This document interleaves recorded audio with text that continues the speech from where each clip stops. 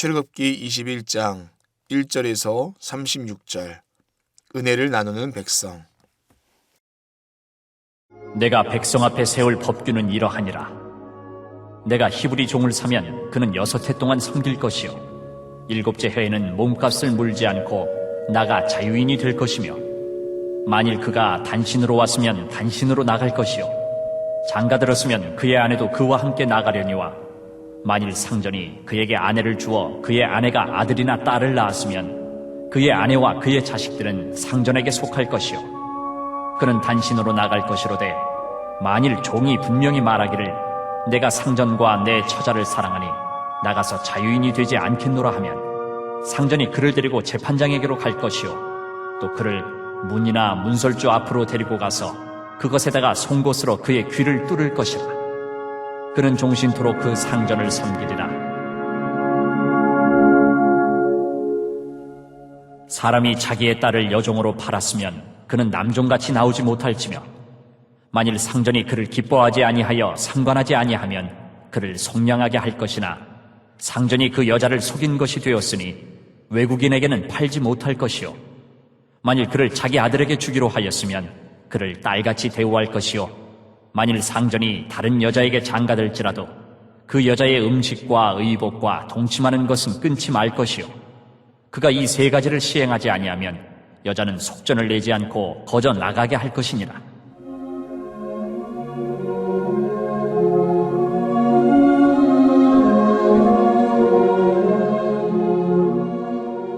사람을 쳐 죽인 자는 반드시 죽일 것이나, 만일 사람이 고의적으로 한 것이 아니라 나 하나님이 사람을 그의 손에 넘긴 것이면 내가 그를 위하여 한 곳을 정하리니 그 사람이 그리로 도망할 것이며, 사람이 그의 이웃을 고의로 죽였으면 너는 그를 내 제단에서라도 잡아내려 죽일지니라.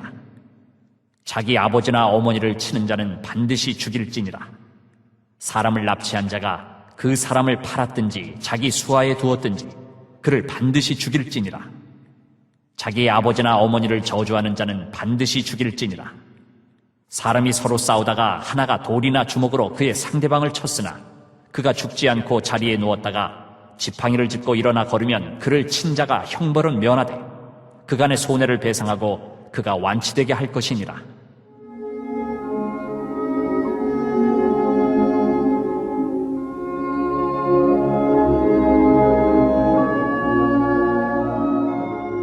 사람이 매로 그 남종이나 여종을 쳐서 당장에 죽으면 반드시 형벌을 받으려니와, 그가 하루나 이틀을 연명하면 형벌을 면하리니 그는 상전의 재산임이라.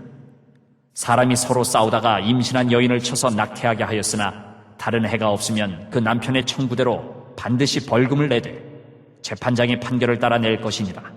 그러나 다른 해가 있으면 갚되 생명은 생명으로, 눈은 눈으로, 이는 이로, 손은 손으로, 발은 발로, 된 것은 된 것으로, 상하게 한 것은 상함으로, 때린 것은 때림으로 갚을지니라. 사람이 그 남종의 한 눈이나 여종의 한 눈을 쳐서 상하게 하면 그 눈에 대한 보상으로 그를 놓아줄 것이며, 그 남종의 이나 여종의 이를 쳐서 빠뜨리면 그 이에 대한 보상으로 그를 놓아줄지니라.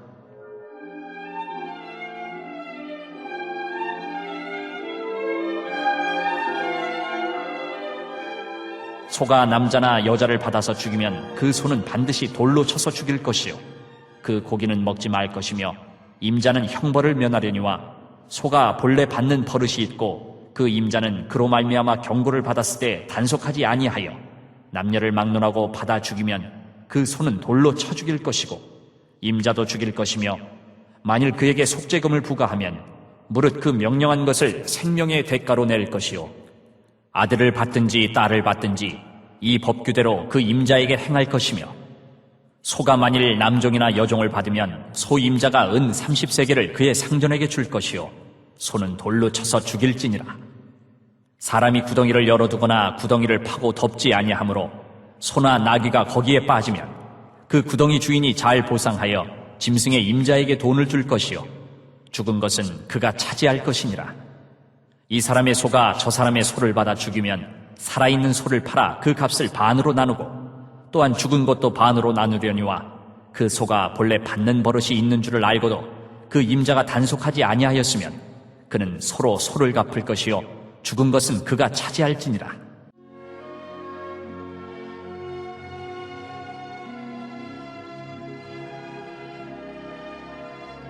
1절에서 11절 종에 관한 법. 하나님께서는 이스라엘이 지켜야 할 첫 번째 법규로서 종의 보호와 자유에 대한 법을 선포하십니다. 본문에 등장하는 단어 히브리 종은 빚을 지고 갚을 길이 없는 사람, 혹은 남의 물건을 훔쳤다가 들통이 나서 피해자에게 보상을 해주어야 하는데 대책이 없는 사람을 가리킵니다. 고대 이스라엘에서 이처럼 경제적으로 어려운 일이 있거나 생계가 어려운 사람들이 종종 스스로 누군가의 종이 되어 조금이나마 삶의 안정을 되찾기도 했습니다. 하나님은 이러한 사회적 약자인 종에게 6년 후에는 자신의 미래를 결정할 수 있는 자유의지를 보장하십니다. 이런 하나님의 법규는 경제 논리의 관점으로 보면 도저히 이해할 수 없습니다. 오히려 종의 빚이 얼마냐에 따라서 그 종이 주인을 섬겨야 하는 기간을 정하는 것이 당연해 보입니다. 그러나 하나님께서는 종의 권리를 보호하는 법률을 선포하심으로 상대적으로 약자의 위치에 있는 종이 주인에게 부당하게 오랫동안 착취당하지 않고 경제적인 어려움으로 인해 사람의 기본적인 인권이 박탈되는 것에 한계를 정해주신 것입니다.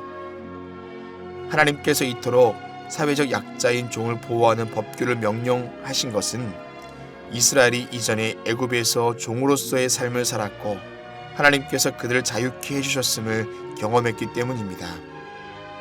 하나님의 은혜로 자유를 맛본 백성은 억압되어 사는 것이 얼마나 고통스러운지 잘 알기 때문에 속박당한 자들에게 대한 염려가 각별해야 합니다. 무엇보다 은혜로 자유케 되었기에 받은 은혜에 합당한 베푸는 삶을 살아가야 할 줄 믿습니다. 12절에서 27절 폭행에 관한 법. 하나님께서는 반드시 죽일 것이나 라는 표현을 통해 사형에 해당하는 죄에 대하여 특별히 경각심을 갖게 하였습니다. 사형에 해당하는 첫 번째 죄는 살인입니다. 살인죄는 생명의 주권을 가지고 계신 하나님에 대한 도전이며 하나님의 형상을 파괴하는 신성모독 행위입니다. 사형에 해당하는 두 번째 죄는 부모 폭행죄입니다. 부모의 신체에 대하여 폭행을 가하는 것뿐 아니라 부모를 저주하는 언행 폭행까지 사형에 처하게 됩니다. 사형에 해당하는 세 번째 죄는 유괴와 인신매매입니다. 하나님께서는 이익을 얻기 위해 타인의 자유를 빼앗고 사람을 자신의 욕망을 채우는 도구로 사용하는 것을 엄히 경고하셨습니다. 우리는 살인죄와 무관한 삶을 살아간다고 생각하여 하나님의 언약을 쉽게 무시하는 것이 아니라 이 언약을 통해 나타나시는 하나님의 성품과 뜻을 깨닫는 은혜가 있어야 합니다. 생명의 주권이 하나님께 있는 것과 하나님의 형상으로 지음받은 인간의 존귀함을 깨달아 하나님께서 말씀하신 법규를 지킬 뿐만 아니라 우리의 이웃을 향해 따뜻한 손길을 내밀 수 있는 삶을 살아가시기 바랍니다. 28절에서 36절 임자의 책임. 구약에 명시된 하나님의 법을 대할 때 우리는 하나님이 얼마나 구체적인 삶의 상황 속에 세심한 사랑과 공정함으로 개입하시고 관여하시는지 놀라게 됩니다.